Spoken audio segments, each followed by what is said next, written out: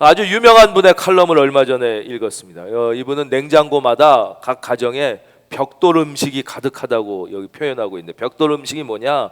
냉장고에 오래 이제 냉동실에 들어가 있어서 벽돌처럼 딱딱해진 음식이 벽돌 음식이라는 것입니다. 우리는 보통 이제 음식이 상하였다 이러면은 이제 200 RLU 정도 되면 이걸 이제 오염 기준이라고 생각한대요. 그래서 많은 사람들이 이제 음식을 냉동실에 넣어서 얼리면 상하지 않을 것이다 이렇게 착각하는데, 그렇지 않다는 것입니다. 냉동실에 넣어서 4달 정도 얼린 조개는 5,400 RLU, 그러니까 200이면은 상한 건데 몇십 배가 넘는 거예요. 1년 정도 된 이렇게 땅땅 얼어진 소고기는 무려 24,000, 어마어마하게 오염도가 높은 거예요. 뭐 언제 넣었는지 모르는 혹시 굴비 같은 게 있다면 이런 거는 25만 RLU. 그래서 가정에 있는 그 가정 변기보다 이 딱딱 얼린 냉동 음식이 훨씬 더 더럽고 바이러스가 우글우글 한다는 거예요. 이 벽돌처럼 딱딱해지게 된 냉동 음식에는 어린이들이 주로 식중독에 많이 걸리게 되는 로타 바이러스가 막 우글우글되고, 또 어른들이 많이 걸리는 바이러스는 노로 바이러스인데 이게 또 아주 우글우글 한답니다. 이 바이러스가, 노로바이러스 같은 경우는 영하 20도까지도 죽지 않고 견딘다는 거예요. 그래서 우리가 식당을 갈 때는 이왕이면 이 순환이 잘 되는 식당을 가는 게 좋다는 거예요. 그래야지 재료가 자꾸 순환이 되는 곳을 가야지, 오래 이 냉동실에 있는 거는 그렇게 신선하지 않고, 메뉴를 고를 때도 뭐 좀 특이한 거, 독특한 걸 시키는 것보단 제일 많이 팔리는 메뉴를 시키는 것이 이 재료가 오래 냉동실에 있지 않아서 건강하다, 그리고 신선한 음식을 먹을 수 있다, 이렇게 이제 설명하고 있어요. 여기서 진짜 중요한 거는 이 음식에 대한 얘기가 아니라 바로 우리의 신앙에 대한 이야기죠. 바로 우리의 신앙도 이 냉동 벽돌 신앙 같은 신앙이 있다는 것이죠. 20년 전에 그 믿음, 10년 전에 받은 그 은혜, 5년 혹은 작년에 받은, 그때 받아서 냉동실에 얼려놓은 것처럼 그때 받은 은혜와 그때의 믿음을 가지고 오늘 신선한 믿음인 것처럼 착각하고 살아가면, 그것은 우리의 인생이, 우리의 신앙이 오염됐을 가능성이 높고 신선하지 않고 능력이 없다는 것이에요. 그래서 하나님은 늘 우리에게 얼린 음식을 주시는 게 아니라 하늘에서 날마다 만나를 주셨듯이 우리에게 신선한 은혜를 주시기를 원하고, 할렐루야. 그래서 이 시간도 우리가 주일 말씀을 들을 때 물론이고, 또 평소에도 늘 큐티하는 분이 우리 많으시잖아요. 하나님의 말씀을 읽고 날마다 기도하면서 만나와 같이 신선한 은혜를 새롭게 공급받으며 오늘의 신앙으로 살아야 승리할 수 있고, 이게 건강한 신앙이 되지, 10년 전, 20년 전, 작년에 묵혀놨던 그 믿음을 가지고 살면 그건 건강한 신앙이 될 수 없다, 그것입니다. 오늘도 이 예배를 통하여 우리 하나님이 신선한 은혜 주실 줄을 믿고 우리의 은혜를 사모하고 건강한 신앙으로 승리하시기를 주의 이름으로 축원합니다. 이제 오늘 말씀을 통해서, 오늘 본문은 사도 바울이 억울한 재판을 받고, 아주 억울한 판결을 받고 이제 이 죄수가 돼서 로마에 들어가는 장면이에요. 이 장면을 통하여 우리가 어떻게 고난을 극복하여 축복으로 바꿀 수 있는지, 이 속에 담겨져 있는 이제 하나님의 지혜를 세계 공부하려고 합니다. 첫째, 우리가 이 고난을 축복으로 바꿀 수 있는 첫째 비결은 기도로 고난을 준비하는 것이에요. 늘 미리 기도로. 이 예수님께서 사도행전 20장 23절, 21장 11절에서 반복해서 사도 바울에게 뭐라고 말씀하시느냐? 고난이 온다. 너에게 고난이 있을 것이다. 고난이 온다고 계속 반복해서 말씀해 주고 계세요. 이거는 사도 바울을 겁주려고 그러는 게 아니에요. 왜 그렇게 말씀하시냐? 미리 기도로 준비해서, 당황하지 말고 미리 평소에 기도해야 돼요. 따라하겠습니다. 평소에 기도하자. 평안할 때 기도하자. 미리 기도로 준비하면 이 고난을 축복으로 바꿀 수 있다는 것이. 우리는 다 고난이 없기를 바라고 고통이 없기를 바라고 늘 평안하길 바라죠. 그러나 하나님은 성경에서 계속해서 그런 인생은 없다고 말씀하시는 거예요. 예수 믿는다고 해서 고난이 없지 않고, 예수 믿는다고 해서 고통이 피해가지 않는다고 말씀하시는, 모든 인간은 다 고난과 고통을 통과해서 인생의 길을 지나가게 된다고 반복해서 말씀하면서 알려주시는 거예요. 왜냐? 그래서 우리가 평소에 기도로 준비해서 고난이 왔을 때 이 고난 때문에 당황하고 무너지는 인생이 아니라 미리 기도로 준비하면 이 고난을 극복할 수 있고, 그냥 극복하는 정도가 아니라 고난을 변하여 놀라운 축복으로 만들 수 있는 것이에요. 요셉 같은 사람 보십시오. 요셉은 7년 흉년이 왔을 때 미리 준비하는 거예요. 미리 믿음으로 준비했더니 그 다음 7년 흉년이 막 오잖아요. 그럼 그 풍년으로 흉년을 그냥 간신히 넘어간 정도가 아니에요. 그 7년 흉년을 통하여 미리 준비했더니 잊어먹었던, 잃어버렸던, 헤어졌던 가족을 다 만나고, 그 관계가 다 회복되게 되고, 수많은 나라와 민족에게 도움의 손길을 펴서 하나님의 살아계심을 증거하게 되는, 오히려 이 뒤에 오는 흉년이 미리 준비했더니 축복이 됐던 것이죠. 우리 사랑하는 큰은혜 교회 모든 성도님들은 평안할 때 기도하시고 늘 하나님께 기도하셔서 혹시 인상에 고난과 고통이 올 때 당황하여 넘어지지 말고 무너지지 말고 축복으로 바꾸시기를 주의 이름으로 축원합니다. 근데 왜 우리가 이거를 미리 기도로 준비 못하느냐? 우리 마음에 이런 잘못된 마음이 있어요. 그 기도를 해서 고난을 막 축복으로 바꾸는 건 특별한 사람들 얘기가 아니냐. 그건 특별한 믿음이 있는 사람들 얘기고, 그렇게 기도를 통하여 응답받고 막 엄청난 일을 하는 건 특별한 믿음, 막 탁월한 영웅적 믿음을 가진 사람들 얘기지. 나 같은 보통 사람이나 믿음이 약한 사람은 이건 나에겐 해당되는 게 아닌 것 같은 이런 마음이 드는 것이. 성경은 우리에게 뭐라고 말씀하시냐면요, 기도의 위대한 영웅이었던 엘리야를 너희와 성정이 똑같은 사람이다, 이렇게. 즉 엘리야는 특별한 사람이 아니었다는 거. 우리랑 성정이 똑같아. 겁이 많아요. 어려운 일이 닥치면 막 두려운 마음이 막 생겨요. 또 스트레스에도 약해서 스트레스 받으면 너무 지쳐가지고 막 나무 아래 가가지고 난 이제 아무것도 못하겠어요 막 들어 누워요. 우리랑 비슷한 거예요. 어쩌면 더 약할지도 몰라요.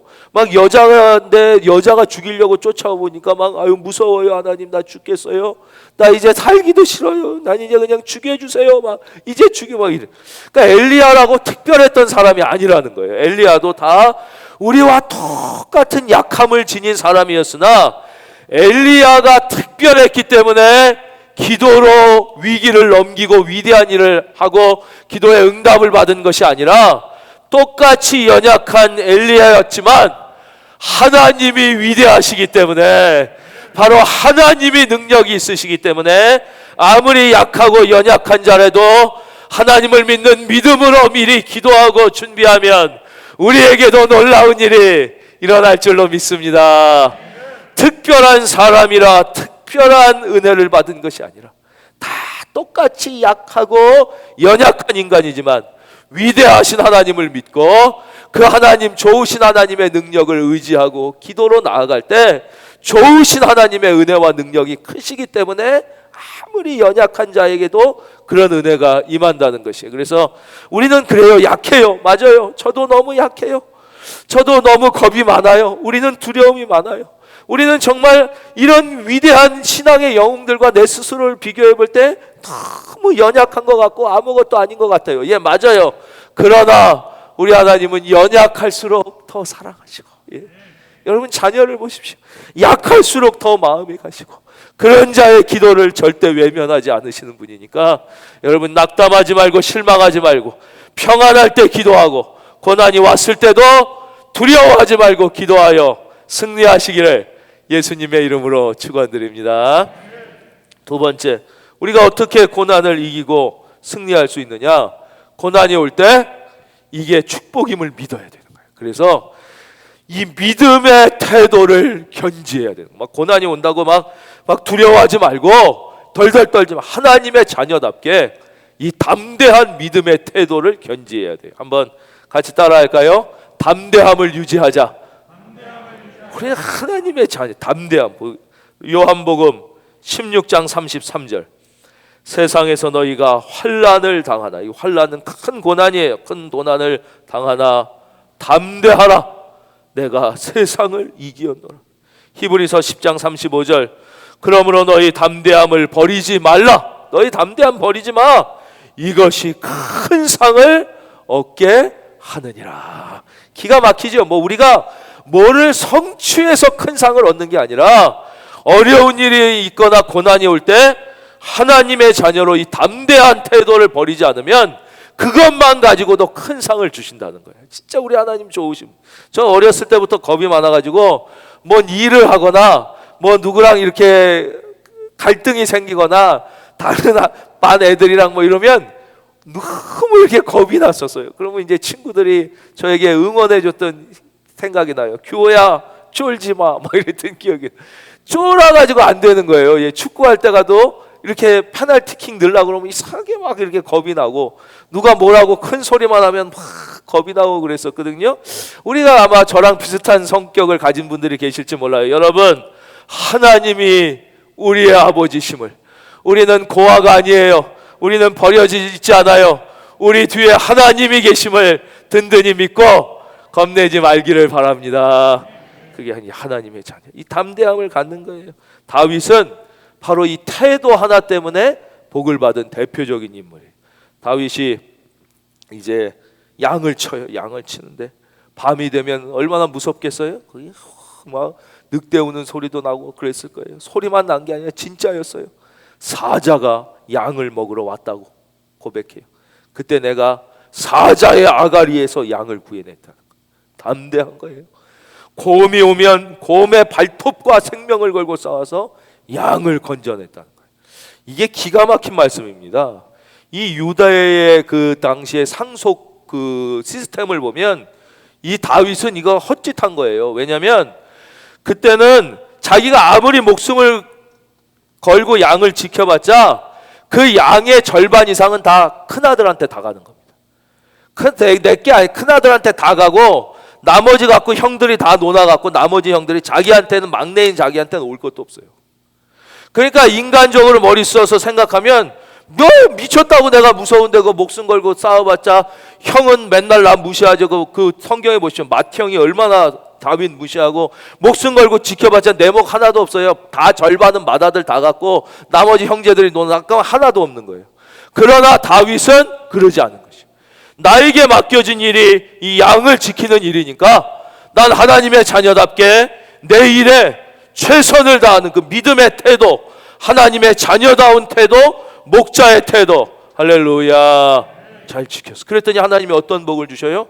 그까지 양 몇 마리의 목자가 아니라 이스라엘 전 민족의 목자가 되는, 할렐루야.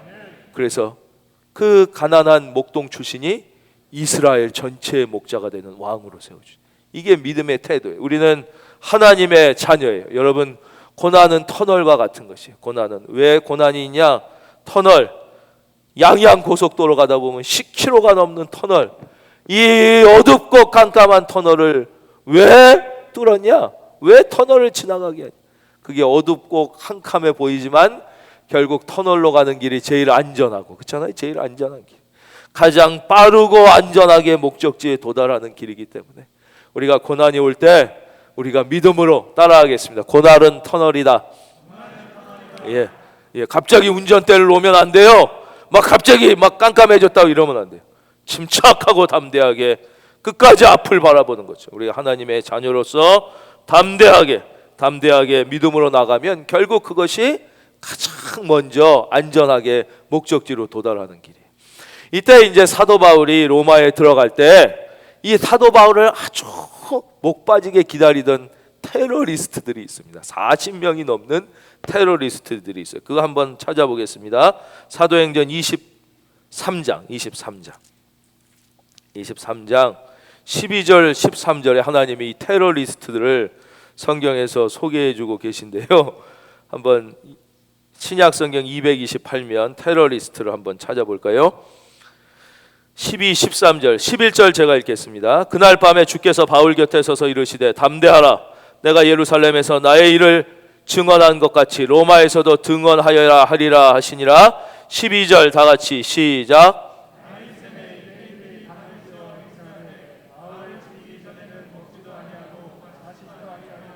이같이 동맹한 자가 40여 명이더라. 야, 우리가 한두 명만 다 죽이겠다고 만약에 이래도 얼마나 그 무서운데 40명이 넘는 사람이 맹세를 한 거예요. 목숨을 걸고. 다윗 죽이기 전까지는 먹지도 않고 마시지도 않고, 이런 이 극단주의 이슬람 세력 같은 테러리스트들이 이 다윗이 아니라 사도 바울을 죽이려고 막 이러고 있었는데, 사도 바울이 평안히 요즘처럼 기차 타고 운전하고 걸어서 로마로 갔으면 다 죽는 거예요. 억울한 것 같지만, 누명을 쓴 것 같지만 오히려 재판을 받아서 로마의 죄수가 돼서 들어가니까, 로마의 군인들이 죄수를 호송하는 게 그냥 죄수를 호송하는 것 같았지만, 이 보니까 나중에는 그게 다 경호원들이 된 거예요. 다 바디가드들이 돼서 이 사도 바울을 지킴으로 로마에 가는 거예요. 사도 바울의 소원, 내가 세계의 중심 로마에 가서 마지막까지 예수 그리스도를 증거하리라는 그 소원을 이루기 위하여 로마로 들어가는 가장 안전한 길이 바로 죄수가 돼서 오히려 이 로마 군인의 이 경호를 받고 들어가는 거예요. 이 사도 바울의 생각과 전혀 상상도 못했지만, 하나님은 이런 특별한 방법으로 이 사도 바울을 로마에 들여보내 주신 것처럼 우리가 이해할 수 없는 인생의 고난이 오고, 지금 뭐 정말 민족의 고난이고 교회의 고난이고 세계 인류의 고난인데, 우리가 이 고난 때문에 아유 어떡하면 좋을까, 우리가 인간적으로 생각하면 마음이 무너지지만, 믿음의 눈을 들어 보면 이것이 가장 우리를 사랑하시는, 나보다 나를 더 사랑하시는, 나의 생각과는 비교도 안 되는 하나님의 위대한 방법인 줄로 믿습니다. 이사야 55장 8절에서 9절. 이는 내 생각이 너희의 생각과 다르며 내 길은 너희의 길과 다름이니라. 여호와의 말씀이니라. 이는 하늘이 땅에서 높음같이 내 길은 너희 길보다 높으며 내 생각은 너희 생각보다 높음이니라. 그랬어요. 고난이 이제 소금과 같다고 우리가 생각한다면, 만약에 이 컵에 고난이라는 소금이 한 주먹 들어가면 이거는 짜서 못 마시게 될 거예요, 우리가. 그런데 만약에 한강에 소금을 한 주먹 뿌린다면 이건 아무, 우리가 이제 고난을 이기는 이 고난의 터널을 우리가 담대하게 통과하는 방법 가운데 하나는 무엇이냐면, 하나님이 고난을 줄여주시는 것보다는 오히려 우리의 그릇을 크게 해서 통과하게 하실 때가 많다는 거예요. 예, 소금을 여기 한 줌 뿌리면 짜지만 한강에, 그러면 어떻게 우리의 그릇이 커지냐, 우리가 한강 같아지냐, 이 우리 스스로는 안 되거든요.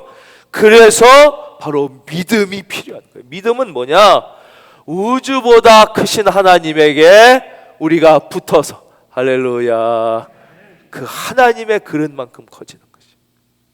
그래서 우리가 믿음, 그래서 이 고난과 어려움이 있을 때 우리는 특별히 우리 하나님은 좋으신 하나님이다. 나의 하나님은 좋으신 하나님. 여러분의 하나님이 좋으신 하나님을 믿으십니까? 나의 하나님은 좋으신 하나님. 내 머리로 이해할 수 없어도, 내 방법, 내 계획. 사도 바울은 뭐 나는 기차 타고 가고 싶었겠죠. 나는 뭐 이렇게 걸어가고, 뭐 나는 운전했다. 그러나 자기의 방법이 전혀 아니었지만 그냥 믿는 거예요. 그래서 믿음이 귀한 것이, 믿는 거예요. 그러니까 빌립보 감옥에 바울과 실라가 갇혔을 때도 거기서 사도 바울이 뭘 알았기 때문에 기도하고 찬송할 수 있었던 게 아니에요. 그냥 무조건 믿기 때문에, 하나님의 계획이 나의 계획보다 좋을 것을 믿을 수 있는 믿음이 저와 여러분에게 있기를 바랍니다. 믿는, 그래서 내가 할 수 있는 것은 오직 감사와 기도. 찬양 들어보셨습니까? 내가 할 수 있는 것은 오직 감사와 기도. 우리가 나의 하나님은 좋으신 하나님임을 믿고, 그 하나님과 하나 되는 거, 이게 믿음이라고 그랬어요. 믿음을 가지고 여러분 담대하게 승리하시기를 바라요. 마지막으로 우리가 고난을 축복으로 바꾸는 세 번째 지혜는 바로 이 고난이 소망의 응답. 소망, 성경은 소망이라는 단어를 쓰고요, 우리는 희망이라는 단어를 쓰고, 또 이걸 다른 말로 바꾸면 소원입니다. 소원. 바로 소망. 이 고난이 우리의 소원의 응답이에요. 우리의 소망의 응답임을 믿고 우리가 감사하고 기뻐하는, 소망의 응답임을 믿는 거예요. 그러므로 또한 내가 너희에게 가려 하던 것이 여러 번 막혔더니, 이게 로마서 15장 22절에 사도 바울의 고백이. 사도 바울의 소원이 뭐냐? 아까도 말씀드렸지만 로마에 가는 거예요. 근데 로마에 가려고 하는 길이 여러 번 번번이 막히는 거예요. 예. 여러분, 이 말씀을 우리에게 적용하겠습니다. 우리의 마음의 소원이 번번이 막히는 거예요. 취업의 길이 번번이 막히는 거예요. 한 번 막히는 것도 아니라 여러 번 막혀요. 우리만 여러 번 막히는 게 아니에요. 낙담하지 마세요. 사도 바울 같은 사람도 여러 번 막히는 경험을 하는 거예요. 결혼의 길이 여러 번 막히기를 또 하고, 사업의 길이 여러 번 막히기도 해요. 그렇죠? 승진의 길이 여러 번 막히기도 하고, 자녀의 앞길이 여러 번 막히기도 할 때도 많은 거예요. 그럴 때 왜 이렇게 내 인생은 막히기만 하는가? 왜 이렇게 한 번, 두 번도 아니고 계속 막히는 일이 있나 하고 여러분 낙심하지 마십시오. 다윗도 그랬다는 것을 기억할, 자꾸 오늘 다윗이라고 그러네 제가. 바울도 그랬다는 것을 기억할 수 있기를 바랍니다. 바울도 그런데 결국 그 여러 번 막혔던 길이 억울하게 체포되고 부당한 선고를 받았지만, 그것이 결국 사도 바울의 최고의 소원, 세계의 중심 로마에서 예수 그리스도를 증거하고자 하는 그 소원의 응답이었어요. 그러니까 여러분이 고난이 올 때, 여러분의 길이 막힐 때 믿음을 갖고, 이것이 내 소원의 응답이다, 이것이 나의 기도의 응답이다, 우리가 고백할 수만 있다면 기적은 일어날 것입니다. 그렇게 고백할 수만 있다면 기적은 일어나게 되는 것이죠. 그렇다면 왜 하나님은 순적하고 순탄한 길이 아니라 이렇게 고난과 고통의 길을 통해, 특별히 사랑하는 자녀들에게 고난과 고통의 길을 통하여 그 마음의 소원에 응답하시는가 하는 것입니다. 옥스퍼드 대학의 채플에서 C.S. 루이스가 이제 말씀을 전하고 내려오는데, 한 학생이 막 뛰어와서 눈물을 흘리면서 C.S. 루이스를 붙잡더라는 거예요. 선생님, 진짜 하나님이 살아계십니까? 진짜 하나님이 살아계시다는 것을 믿을 수가 없습니다. 만약에 진짜 살아계시다면 왜 인생에 이런 뜻하지 않은 고난이 있어야 합니까? 왜 이런 고통이 있어야 됩니까? 진짜 하나님이 계신 게 맞습니까? 그렇다면 왜 이런 일이 있어야 됩니까? 그러더라는 거예요. 그 얘기를 듣고 C.S. 루이스가 잠깐 눈을 감았대요. 그리고 눈을 떴다는 거예요. 학생의 마음에 저도 전적으로 공감합니다. 나도 왜 하나님이 계신데 우리의 인생에 이런 고난이 올지, 이런 고통이 오는지 이해하지 못할 때가 너무나도 많습니다. 학생의 마음에 나도 전적으로 공감합니다. 왜 우리에게 이런 일이 있어야 되는지 우리가 이해할 수는 없지만, 만약에 이러한 뜻하지 않은 고난과 고통이 있어도 우리 인간이 이렇게 교만한데, 만약에 모든 인생의 일이 다 뜻한 대로 되고 이해할 수 있는 일만 일어난다면 우리들이 하나님 앞에 얼마나 더 교만해질까요? 한번 사도 바울에게 생각해 볼까요? 사도 바울은 믿음의 사람이었고 기도의 사람이었고 위대한 겸손의 사람이었어요. 근데 만약에 사도 바울의 계획과 준비, 그의 전략대로 모든 게 이루어져서 그가 로마에 들어가게 됐다, 이 고난과 고통이 아니라 순적과 형통을 통해서만 들어갔다면 아마 사도 바울조차도 혹시 이렇게 생각하지 않았을까요? 그렇지, 그러니까 예수님이 나를 사도로 선택한 거야. 나의 이 지혜, 나의 이 탁월한 판단력, 나의 이 예측력과 나의 준비하는 자세, 이 모든 것을 볼 때 이렇게 내가 똑똑하고 준비를 잘하고 계획적이고 치밀하고 전략적으로 탁월하니까 하나님이 나를 사도로 삼으셨지 라는 심각한 착각. 사도 바울의 위대한 고백은 무엇입니까? 나같이 부족한, 나같이 죄인 중에 괴수를 하나님이 사도로 삼아 주셨다. 할렐루야. 이것이 그의 진짜 능력이고 이것이 하나님의 영광을 드러나는 일이었는데 그가 아마 그렇게 착각하지 않았을까요? 우리도 모든 것이 우리의 계획대로 생각대로 되고 뜻하지 않은 고난과 고통이 없이 일이 진행되면 야, 나는 진짜 똑똑하구나. 난 잘났어. 역시 그러니까 나는 하나님의 자녀 될 만해. 난 구원받을 만해. 우리는 뭐 사도 바울과 비교도 안 되는데 안 그래도 이렇게 교만한데 우리가 얼마나 더 교만해졌을까. 성경에는 고난이 없이 잘 돼서 망한 인물들이 많이 나오는데 그 중에 대표적인 사람이 바로 이스라엘의 초대왕이었던 사울이에요. 그는 원래 아주 겸손한 성품을 갖고 있었다고 성경은 소개합니다. 근데 이 사람이 고난이 없이 계속 잘 되니까 나중엔 극도로 교만해져 가지고 막 사무엘이 기다려도 안 오니까 아니 뭐 꼭 사무엘이 기다려야 되나, 뭐 제사장 아니면 안 되나, 내가 왕인데 내가 할래. 그래서 제사장만 할 수 있는 걸 막 교만하게 하다가 결국 버림을 받은 인물들이 나와요. 사도 바울이 마지막까지 달려갈 길을 끝까지 다 달려가 진짜 승리할 수 있었던 이유는 바로 그 믿음. 우리 하나님은 성공의 사람보다 겸손의 사람이 되기를 우리에게 기대하고 계시는 거예요. 우리 하나님은 우리가 무슨 탁월한 성취의 사람이 아니라 하나님을 붙잡는 믿음의 사람이 되길 늘 원하고 계시고, 진짜 인생의 하나님 앞에 섰을 때의 승리는 이 땅에서 우리가 얼마나 성공했느냐 성취했느냐로 하나님이 심판하시는 게 아니에요.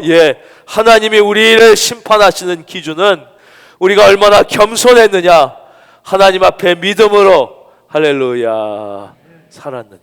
그래서 우리는 또 주신 것에 대하여 늘 더 겸손해야 됩니다. 하나님 앞에 섰을 때 하나님은 우리에게 없는 것을 가지고 물어보시지 않아요. 우리에게 주셨던 것, 내가 너한테 건강 주었는데 너 그것을 어떻게 썼느냐.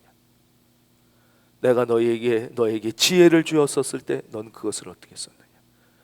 너에게 물질을 주었는데 그것을 어떻게 썼느냐. 하나님은 우리에게 주셨던 것을 가지고 물어보시지 우리에게 주시지 않았던 것을 가지고 물어보시는 게 아닙니다.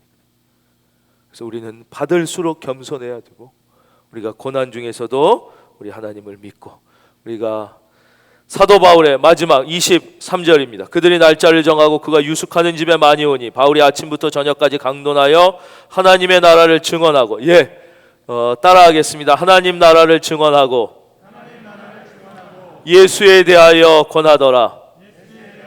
그래서 우리는 어떤 상황, 사도 바울이 이렇게 갇혔어도 그 상황에서 하나님 나라와 예수를 증거했던 것처럼 우리가 고난 중에 있던 평안함에 있던, 우리가 순풍을 타고 가든 역풍을 타고 가든 우리는 늘 우리에게 주신 이 믿음의 사명을 감당할 때에 하나님께서 우리 사랑하는 한 분 한 분, 우리는 하나님의 자녀됨의 복을 받지 않았습니까? 하나님이 우리를 자녀 삼아 주셨습니다. 여러분, 결코 우리 하나님께서 고난 가운데 버려두지 않고 하나님이 반드시 그 고난을 변하여 축복으로 우리에게 갚아 주실 줄로 믿습니다.